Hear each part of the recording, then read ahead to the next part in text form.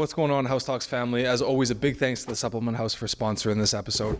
But as well, we're announcing the giveaway winner at the end or near the end of this episode. So make sure you stick around to the end to see if you won the $50 gift card to the Supplement House. And as always, if you're in the Abbotsford area and you need supplements, the Supplement House at the Summit Center, they're who you want to go to. Alrighty, and welcome back, ladies and gentlemen, to the House Talks podcast. Today, we have a little bit of a different scene. It's just Karn and I. You know, we couldn't supply the whole crew today, but, you know, we wanted to supply an episode to you guys. And this one's going to be a little bit different. We're going to be talking about the failures and the difficulties that we've had in business and starting a business. And it's not something that a lot of people talk about on a regular basis. It's not something that's comfortable to talk about, but it is reality. And I think it is something that is important to talk about. So that's what's on the agenda for today. And so we're just going to be going in a little bit about the shop, a little bit about my production business, and then how we got to those points of failure and how we got through them, and how these are things that you guys are probably going to have to face in the future as well. Just like your wife calling you during a podcast and you don't turn your ringer off. Nah, first and foremost, Jazz Arvin, figure it out. Get some Tylenol, whatever. They actually are pretty sick. Yeah. I don't know what's going around, but something's going around, and they got hit hard. Well, it's not just them. I know we've had some podcast guests that have had to reschedule because they've gotten sick. I've had friends that have gotten sick, and which is weird because it's like the start of June and everybody's getting sick. It's like usually you think it'd be spring break or something, but regardless, I hope they feel better, and we'll probably be back at it in no time. Yeah, we got this. Absolutely. I mean, the two most talkative guys here, like, how are we gonna mess this up? Forecasting. But no, so failure. One of the things, especially with business, social media, people are showing the highlights on their Instagram, on TikTok, on YouTube, or whatever it is, and just how glamorous business is and what it's like to be an entrepreneur. And the most refreshing things that I hear on other people's podcasts, and when people just say to me in person, is like, holy shit, is that no more than like 10% of the time? And it's like, business is hard. Being an entrepreneur is hard. If you are getting into business because you want to make your own hours and go sit on a beach and make hundreds of thousands of dollars, millions of dollars, you're delusional as fuck. Because that's not how it works. And if it does, it's because you put in 20 years beforehand and you're just reaping the rewards. Or you just got very, very lucky. Or you got very lucky. Yeah. Absolutely. And it's a crazy thing. And it's, you know, everybody always likes to say the grass is greener on the other side, and they're like, oh, I'm working this 9 to 5. I don't want to do it. I want to go start a business. I want to go do this and that. And you don't realize you got to work that 9 to 5, and then you got to work another 9 to 5 doing the accountant, outreach, maintenance, and then you're trying to do everything. It's like, people don't realize when you start a business, there is no business hours for you. Your business hours are 24/7, 365 days out of the year, and you choose what your input is, which is determined on what you're going to get at the back end of it. 100%. I feel as, of course, with everything, there's pros and cons with everything. And starting a business, you obviously have this very glamorous perception of what business is. And even our viewers, man, I'm sure they've heard like all the, oh, business is hard, it's this, it's that, but it fucking is. Mm-hmm.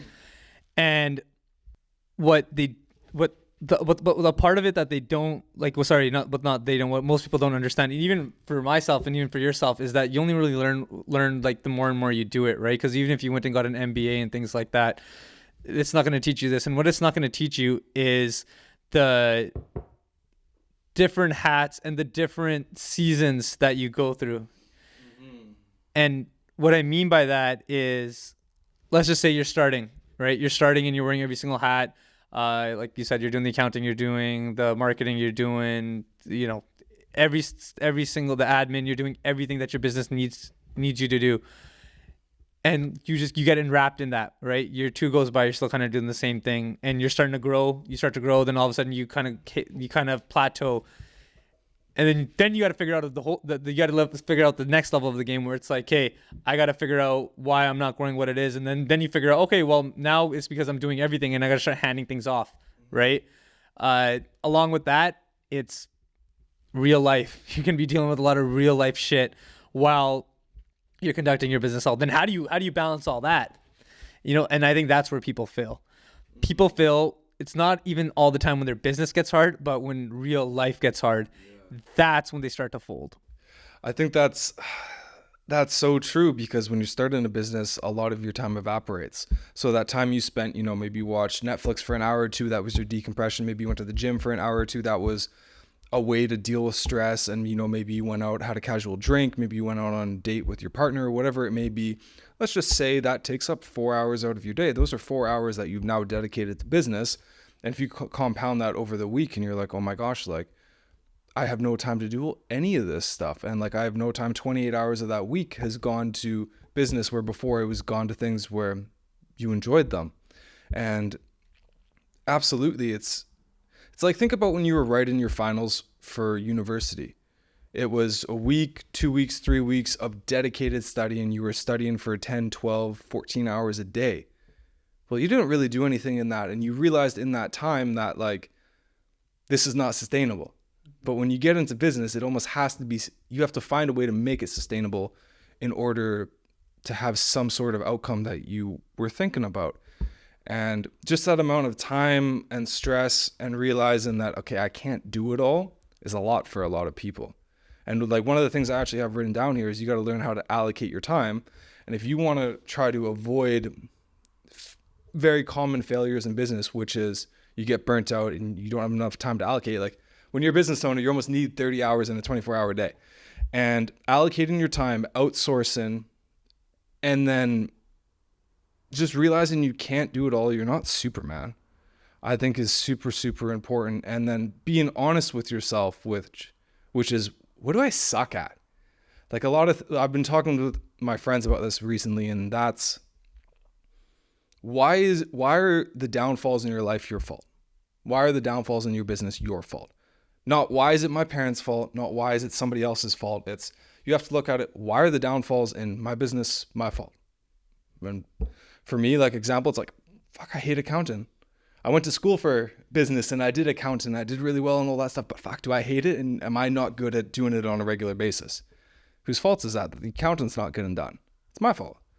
And realizing that you have to outsource certain things to be successful so you can focus on what's impactful is one hurdle that people got to get over quickly. Don't be scared to hire. And don't be scared to hire in places where people aren't doing it recently. We were just talking to one of our friends, Mikey, about how he does a lot of outsourcing overseas and out of Asia. And he's getting great service, and it's a fraction of the price that it would be out here. Don't be afraid to go search those avenues. And yeah, that's what I would say, is just look at where you're the issue in your business, and then find somebody that can take over that problem, do a better job than you can. One of the main problems a lot of people have is they measure in days and months and not years and decades. Meaning they don't give themselves enough time to suck to figure out everything you just talked about. Yeah.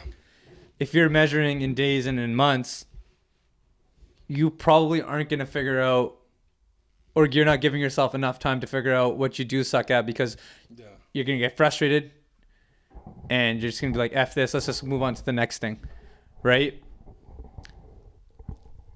And when you change the game of, I'm just doing this so I can get this nice car in the next 2 years or get a house in the next 3 years, which is all fine and dandy. I mean, go ahead, man. Like, it's your life. Do whatever you want. But I feel like if you play forever, right? I've heard Jay-Z say this, like I play forever, man. Like that's what I do. Like, I don't play for years. Like, I play forever. How the fuck are you gonna beat that? You can't beat that. Yeah. If someone is in the game to play forever and not just get a rich quick scheme or whatever it is, crypto Bitcoin millionaire. Shout out to my hacker. We'll get into that a little bit later. Oh boy. But when you play forever, like Jay-Z said, you can't be beat, man, because you're just not going to stop. How do you beat someone that's not going to stop? You can't. You can't. You never will. And even when it comes to finding out what you suck at, you might think like you figured it out year 2, year 3, and like, oh, I was bad at this, and now, okay, I figured this thing out. Yeah, but you figured it out, but it doesn't mean you're great at it. How long does greatness there's arguments that it takes 10,000 reps, 100,000 reps, or whatever it is, whether you're shooting a basketball or you're figuring accounting out. I don't know. But the longer you stick with it and the different parts of your business. So let's just say, like, yeah, you're not going to, once you become CEO, you're not going to figure out how to do everything yourself. If you're handling every single problem in your business yourself, then you have the wrong team and you are the wrong person to be in charge. You got to figure out, yeah, there is a problem, and you got to be able to delegate the right team member, or even them pick it up before it even hits on your desk. Obviously, that takes time to do for you to build a team, but like I said, the longer you do it, you will eventually get there, and the better you will be at it. 100%. And I have a feeling you pulled that from Alex, didn't you? What's that? The measure in years and decades and not I probably days did, and to be months. honest with you. I highly I've listened to so much of his stuff, Connor, like, as you know, brother, like thousands of hours, and I'm not even exaggerating. Well, actually, no, I won't say thousands. That's probably a little bit, hundreds for sure. Thousands, I don't know, but hundreds of hours for sure. Like, I've listened to one of his things, like freaking like 20, like one of his episodes, like over 20 hours of whatever it is. It's a 3-hour episode, and I listened to it like 4 or 5 times. But probably did. Yeah. I probably did. No, So, shout out I Alex. just know because I was listening to a Chris Williams podcast. I don't know if you've heard of him. And I heard him say that, so that's why it just clicked in my head. And another thing that he said, which was really grounded in something that I think a lot of business owners have to realize, is when you're going through the hard times, that's what hard feels like. And realizing that it's not a dramatic situation. It's not a situation you need to get out of. It's just, this is what hard feels like, and this is what's necessary to accomplish what you're trying to accomplish is important. Like I said, when you're studying for your exams, like, that's what hard felt like. You weren't sleeping, you weren't eating, you probably got sick at the end of it. You probably had to sacrifice going out and drinking with your buddies who finished a week earlier or whatever it is. And that's what hard feels like. And I think realizing that just because your day's hard doesn't mean it's bad. It's usually probably good, especially in business. Like, if you had a hard day, as long as you're productive, that's a good day. And shifting your scale out of what's hard. So for me, it's like, I know, for just as an example, I hate running. Like, if you asked me to go run a marathon, short of you giving me $1 million, I'd be like, not a shot. I'm the same way. Like, wouldn't do it. So if I was to go out and run 5K, that'd be hard. But I guarantee you on my life, if I ran 5K every single day for a month, on the 30th day, it would be 10 times easier than it was on the first day. So shifting your scale of what hard is. So those 14-hour days, they'll never be easy, but they can be easier than they were before. I think is important, especially for young entrepreneurs. If you want to be normal and live a normal life, 8 hours is the scale of what hard is, of what your day is. If you don't want to live a normal life, which is pretty much why people got into business in the first place, then you're going to need to put in more than the average person. The average person in North America is overweight, on at least one pharmaceutical, divorced, and depressed. So if you want to be an average person in North America, you can go right ahead. But realizing that you can shift that scale of hard to open up yourself, your family, your loved ones to something different, opening yourself up to a better version than what the average is, I think is important for a lot of business leaders, entrepreneurs, and especially just kids getting into it. Realizing that you got to do the hard stuff. You know, life's never been easier. Sounds silly, but life's never been easier. You don't have to leave your house and you can get fed. You can have all the entertainment you want, and you can just sit there and be a blob. It's never been easier. But with that becomes, there's so many paths to go down. It's easy to live an easy, normal life. And it's hard to live a harder life now because there's so much comfort there. Get uncomfortable with being uncomfortable. Well said. I feel like people will hear that and they will say, like, yeah, that does sound easy. I will do it. But what they're forgetting is that those things that you listed, Connor, those very broad things, which is true, like when we're doing a general consensus of the population, that those are the factors that the majority of what you're dealing with, right? Whether that's a North American stat, Canadian stat, American stat, whatever it is. However, what doesn't get spoken about also is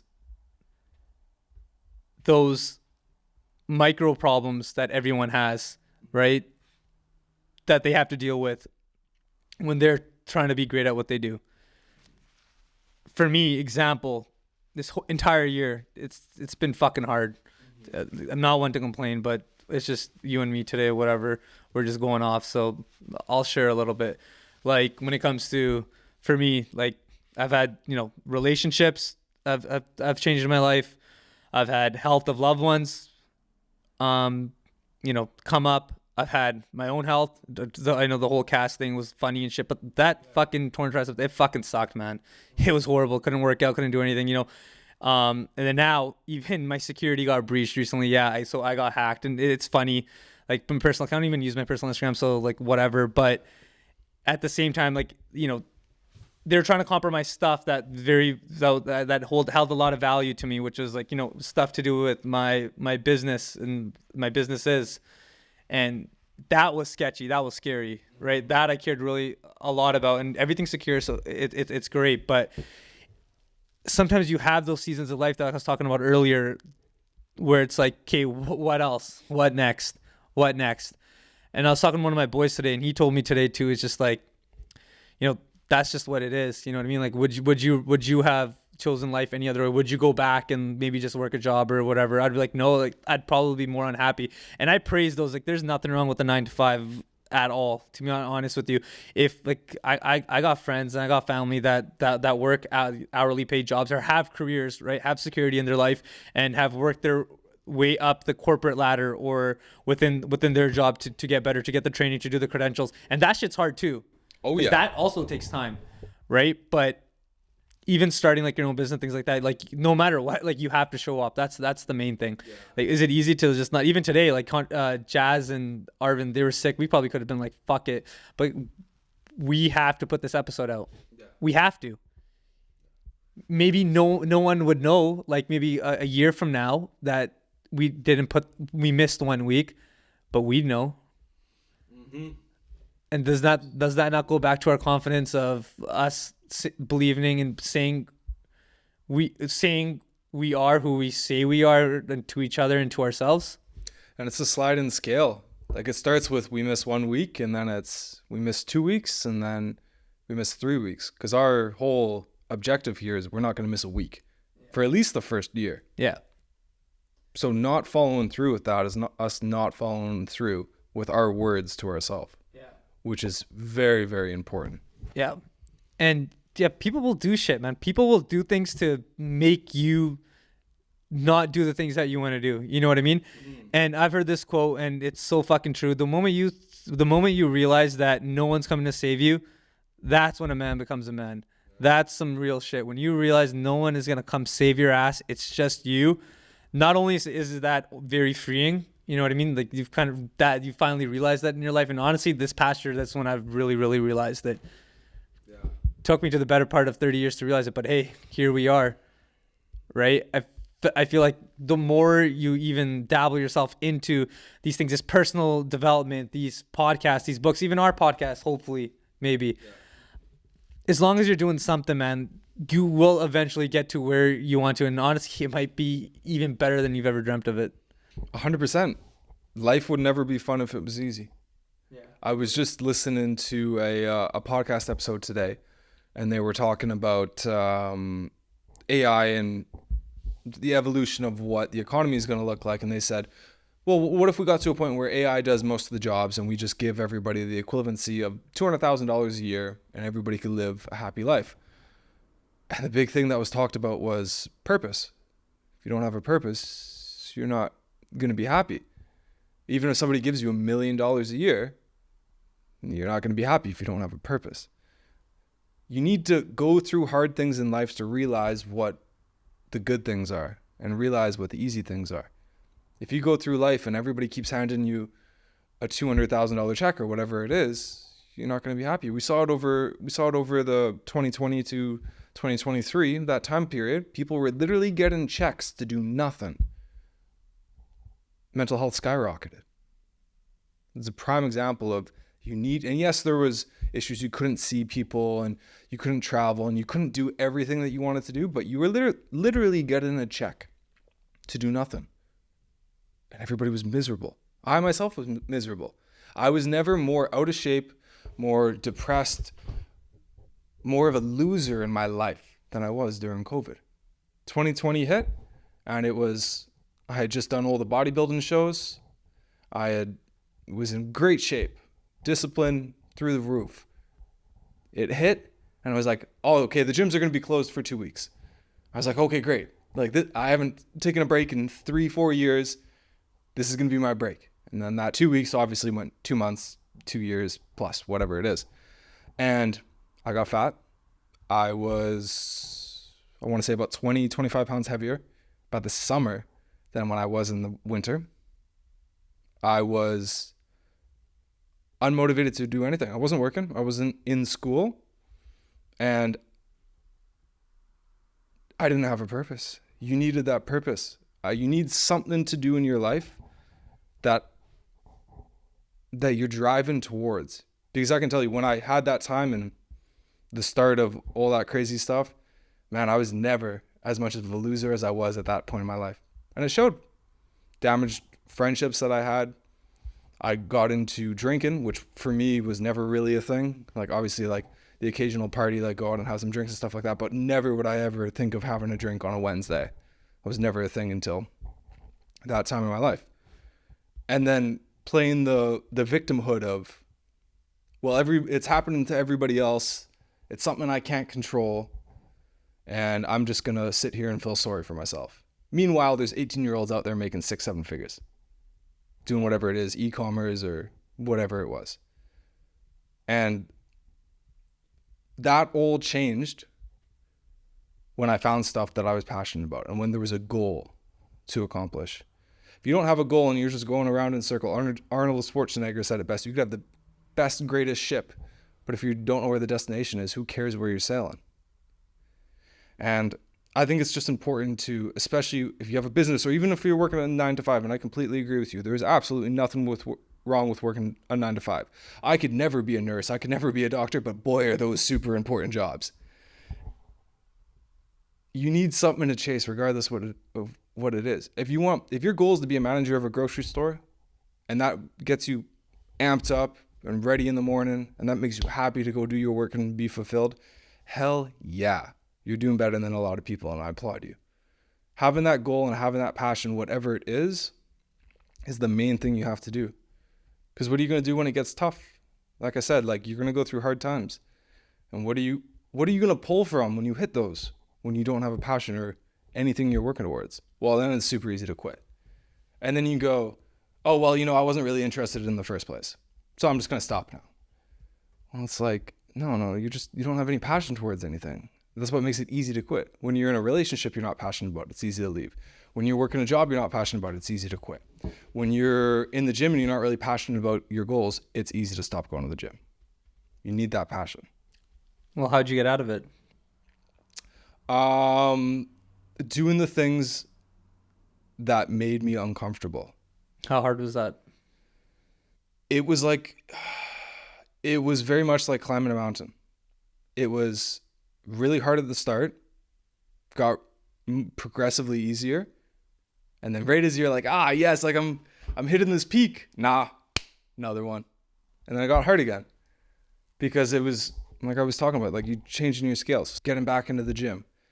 It is so hard to want to get back into the gym when you have a bag of chips and Netflix and a comfy couch. That's me right now at home. And don't worry, we're going to fucking get you back in. And I also know the first day that you get back in there, you're going to get fucking amped up as well. But it was doing that. And also it was just like what I was talking about with the business, which is, why are the bad things in my life my fault? That's what I had to ask myself.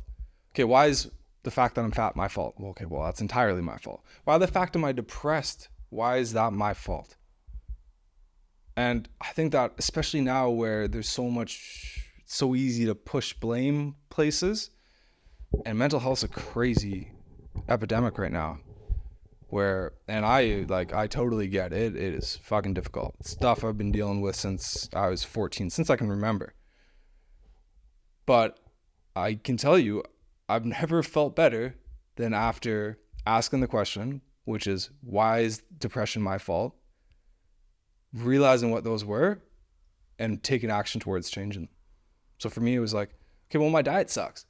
Like, no wonder I feel like crap. Like, I'm eating junk food all the time. Like, I'm not having vegetables. And it's like, I'm not exercising. Like, I'm literally not doing anything. I'm sitting on a couch. Humans aren't meant to sit on a couch and do nothing. Humans aren't meant to sit in a chair and play video games or whatever it is. And as soon as I started realizing that, okay, well, maybe I should start dieting a little bit better, even if it's just one meal. Big changes. As soon as I started going to the gym again, big changes. And I've even noticed it since like the last couple months here. Like before I was getting back into the gym, it was like 3 days a week. I'm up to 6 now. And I feel better than when it was at 3. But I also felt better at 3 than I did when it was 0. And then it was, okay, I never got out of the house. I was scared to go see people because I was fat, I was down, I was whatever it was, is what I thought at the time. Now, if I was, I was. If I wasn't, I wasn't. But as soon as I started doing those things that were uncomfortable, putting myself in rooms with people that wanted themselves and other people to do better, bro, I don't think I've been depressed more than 3-4 days in the last 6 months. And if you were to ask me anytime in the last 10 years if that was possible, I'd say Zippo. Not a chance. But taking that ultimate accountability, which is, why are these things my fault? Because even if it's a family member's fault, an ex's fault, whatever it is, who cares? Like, no offense. Like, if somebody, like, it sucks that you went through a traumatic time, but if you went through a traumatic time, how are they going to fix it for you? Short of an apology, they can't really do anything.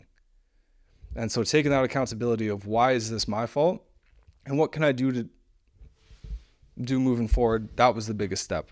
I agree.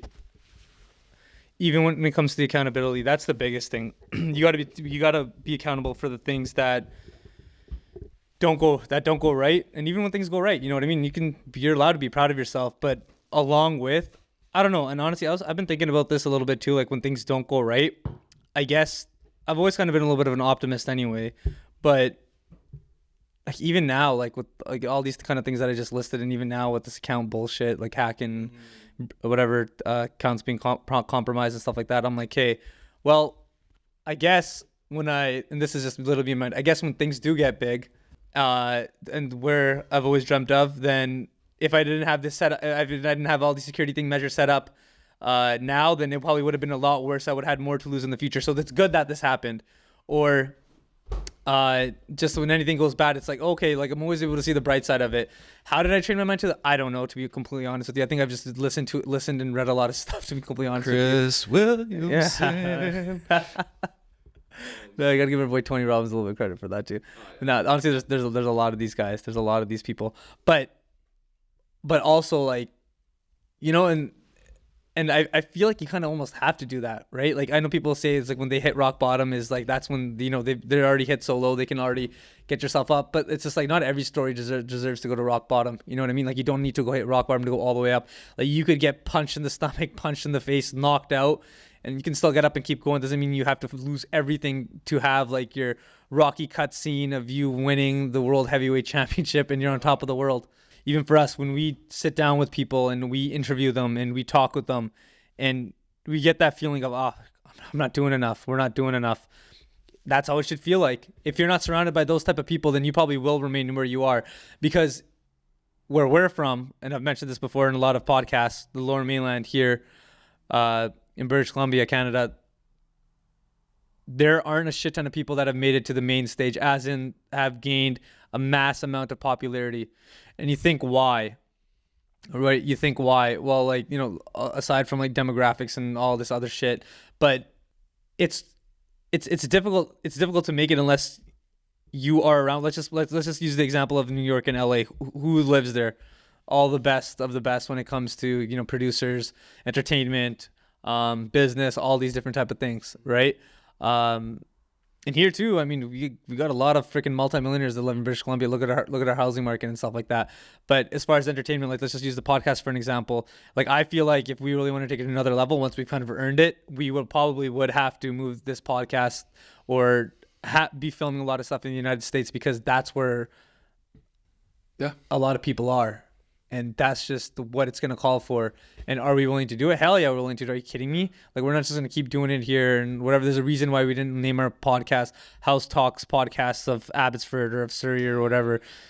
Because it's like, we don't care to just talk about what's from here. We care to connect anyone and everyone and then connect it back to our community. Right? Because that's where we hold our ties and that's what we do care about. Yeah, I just feel there's so many levels to this game. Yeah. Right? That I feel we obviously don't even know yet. But what's really cool is that I was thinking about on the way over here too is that a year from now, 2 years from now, 5 years from now, whatever it is, how we can kind of come back and just kind of take a look at our setup. I wonder what our setup's going to be a year from now. Hopefully better than this, Yeah. man. Yeah. But No. pretty solid setup on us. You did a kick-ass job today for something super. These are my black minute curtains from my bedroom. So okay. They work dual purpose. Dual purpose. Yeah, I love it. But no, I think you're 100% right, man. When you said that, one of the first things that popped in my mind were the Nelk boys in Full Send. Yeah. And although they might have a certain image and whatever around them, dude, them with Happy Dad, their Full Send, everything, $1 billion. And how did they start? How did they start? They started in Canada, man. And where? Over in Ontario. Yeah, but there's like a smaller. It's like it was almost like the Abbotsford. It was almost like the Abbotsford, or like the Surrey or White Rock of freaking Ontario, was it not? Absolutely. I forget. It wasn't like some. It wasn't Toronto. No, it was. Oh my gosh. Like Kitchener or something like that. It was somewhere. Yeah. And like literally almost the Abbotsford of Toronto. And what did they do? They went full LA. Now they're in LA or California and Miami and stuff like that. And then they used to drive there and they had to go there. And what happened, I've been following them a little bit more closely because they kind of came up like as I was in high school, and that was kind of what all the guys watched and stuff like that. And I got to see it in real time where they moved to LA, poured a whole bunch of resources into it, and they grew so much, like unfathomable to what like you think YouTubers or any of those guys could do. Yeah, you got the Logan Pauls, Jake Pauls, and you had the gaming side of things, but the Nelk boys came in and just stirred the shit up. They connected with the right people, man. Dana White, every UFC event, you know what I mean? 100%. And brought other people along with them too. Like Steve will do it. He's a byproduct of the Nelk boys, is he not? Like they signed him at a point. They signed him when I think he had like 1,000 or 2,000 followers, and now look at him now. Like he's just doing so well. And then you have the other guys like Salim, and then they have their own Full Send podcast, like Steiny and all these other guests or characters they have on their show. And it's just that all came from a move because I think they realized as well that. Okay, you're in Toronto. Like that is the capital. You're in the Toronto area. That's the capital to be in if you're in Canada. That's where you want to be. Yeah. And they knew they outgrew that and they had to go somewhere else, which was down in, at the time, was LA. Now you can see they're much more active in Miami, which is where, yet again, the attention is now. And I think that's important to realize as well, that you just got to adapt. You got to, when you reach the max, you got to move. You got to do the thing, man. Yeah, if you buy a warehouse and now you're too small for the warehouse, okay, now you got to go buy a bigger one. Yeah.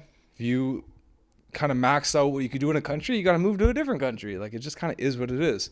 It is. No, it definitely is, because if your goal is to just stay at that certain point, then okay, then mission accomplished, good to go. But if you just want to keep on growing and build a legacy, which I feel like that outgrows you know what I mean? Because we're all going to die. Everyone's going to forget that all of us ever lived on this planet. Yeah. But your company may not. I mean, but if that sticks around, imagine how unreal that would be. Yeah, there's, you look at Patek Philippe. Yeah. They're, I think, 1700s. I can't quite remember. One of the oldest watch companies in the world. And they're still around. And they are still a top tier watch company. Yeah. They've been around. They've been giving watches to the Pope and the royal family for literally centuries. Mm-hmm. Like that's crazy. That's crazy. And that's like that passion of like you're wanting to do that. And I hear this from so many people, and I kind of agree with this generation of people they quit so easily that is if you just stay in the game long enough, like you said, like measure in years and decades, preferably decades, like you're going to win. If you just stick with it, you got the right team, you're going to win. And especially now, like if you're like, one of the things that I've heard from people is if you're a CEO or a founder, you got to be the face of your company. I think that's important. Storytelling is important. You have to attach yourself to your company so people can understand that I'm not just exchanging X amount of money for X amount of products. I'm exchanging X amount of money to support so-and-so who's built a good brand, who's poured hours and hours and years into this business. And that's different than just the exchange of product and money. I think that's important. If you're a CEO out there and you're not on your social media page as the face of your social media, you're doing it wrong. You guys are now the face of your social media. Yes, you have other employees on your social media, but you guys, especially recently, have been much more active, and I think that's been super important. And it's like, for me, like, even if I build up a team, like, I still want to be the face of what I'm doing. You're attached to storytelling. I think that's super important. Completely agree, man. I completely agree. And even on your journey to, like, when it comes to figuring out what it is, how you're going to gain your success. And oftentimes we all mimic other companies, other people in order to get there. And they work for so long, unless like you're completely ripping them off, then you probably will fail really quick. But along the way, like, every great company, every great person, like, they've always had some kind of person that they're mimicking and then just kind of spun it and made it their own. Right? So even that also, once again, takes time to kind of figure that out, because like, if you're just ripping people off and just taking their ideas and the things they say and do all the time, people will figure you out to be a fraud. Yeah. Longevity. In a world where things move so fast, longevity is the name of the game, and that's how you're going to be successful. I agree. Like, things move so fast, and it's okay to figure stuff out. Like, it's okay to start a business, realize this isn't for you or it's not going to work, and move on. But going into something with, I'm going to build this business to be successful for a year, and then we'll see what happens. Like, that stuff kind of scares me a little bit, because you can tell that your only objective is to make money. Mm-hmm. Where for you guys, and when we use you guys as an example, at Supplement House, your objective is to make money. But it is also to make sure people are healthier, to make sure people are more knowledgeable, and to build up your employees around you to one day start their own business, open up their own store, and just leave the workplace as more educated and better individuals than when they entered. 100%. And I know that sounds super fucking cliche to say, like, oh yeah, whatever, man. Everyone says that. I completely agree. As Connor said it, I'm thinking that too. I'm like, damn, that does sound cliche. Like, it's true. He's bang on, and he knows a lot about his business, because Connor is a big part of our team. But not only that, it just kind of comes down to just doing the right thing. Mm-hmm. You know what I mean? Like, you know when you're doing the right thing and when you are not doing the right thing. Like, when you are doing the thing, and the thing is everything we just talked about this entire episode, and when you kind of fall off from it, and on top of that, treating people the right way, having their best interest in mind when that comes to your customers, that when it comes to your employees. Yeah, those cliche things that Connor is saying, that is it. That's you doing the thing, and then the money will eventually come, man. It will come. If you keep doing it and you stick with it, the money will come. There's too much proof out there that shows us that, right? We're not the first two smart asses telling you guys all this. Like, the reason why we're motivated is because we've seen enough of this and we're like, hell, I could do this. So let's do it. Yeah, like, I'm sure a lot of that comes from you guys, where you guys have worked jobs in the past where you're like, fuck this. Mm-hmm. This guy's a dickhead, or they're trying to, their objectives or their whatever it is not what we want. Yeah. And it's like, if anybody's ever had like a father figure or a father in their lives that's not a good person, it's always like, I'm not going to be this way with my kids. And I feel like you guys draw a little bit of that into your business, where it's, I'm not going to do these fucked up things in this business because I know what the byproducts of that is. Yeah. And when I do say that, yes, it does sound like a little bit of a cliche, but a cliche is a cliche for a reason.